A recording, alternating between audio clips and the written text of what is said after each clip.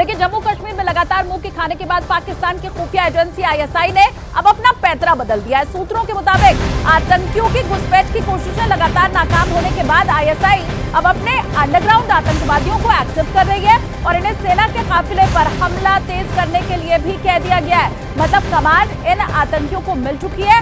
ISI जो कि लगातार बौखला रही है, उसका जितना एजेंडा है घाटी के अंदर वो सब नाकाम हो रहा है। अब नया पैतरा अपनाती हुई आईएसआई दिखाई दे रही है। अंडरग्राउंड आतंकी जो कि घाटी में ही उसके छुपे हुए हैं, अब उन्हें वो एक्टिव करने की सोच रही है। सेना के काफिले के ऊपर हमला करने की कमांड भी इन लोगों को दे दी गई है। तो अब ये नया तरीका, क्योंकि पुराने तरीकों से और आतंकियों को भारत में बॉर्डर के जरिए बेचकर तो अभी तक आईएसआई को कुछ मिला नहीं, तो वो लोग जो कि अंडरग्राउंड आतंकी हैं उसके अब उन्हें वो एक्टिव करने का सोच रही है। और चलिए हम आपको ग्राफिक्स के जरिए नापाक साजिश फेल होने के बाद आईएसआई ने किस तरह से अपना पैतरा बदल लिया है वो भी हम जरा दिखा लेते हैं।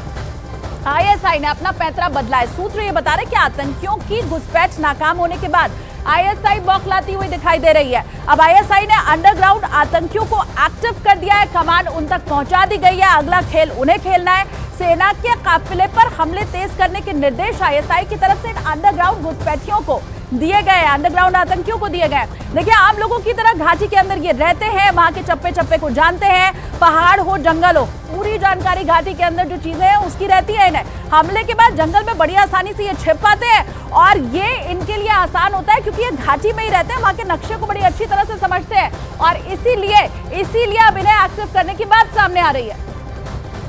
और सीधा रुक कर लेंगे हमारे सहयोगी संदीप बोल, लगातार इस खबर पर क्लोजली नजर बनाए हुए हैं। संदीप, आईएसआई का एक तरफ नया पैतरा, लेकिन चाइना की तो पुरानी आदत है पाकिस्तान के कंधे पर हथियार रख के बंदूक चलाने की।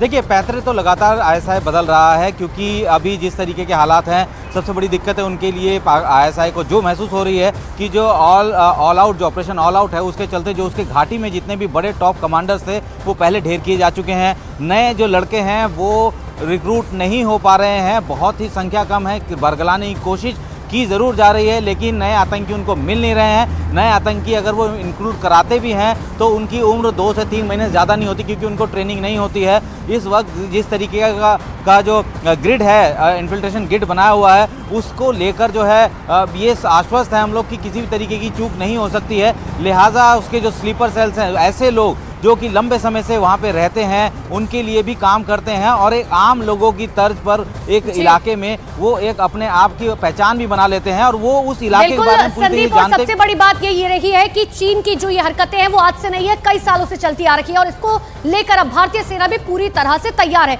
लेकिन पुंछ में शहीद हुए जवानों को नम आंखों से अंतिम विदाई दी।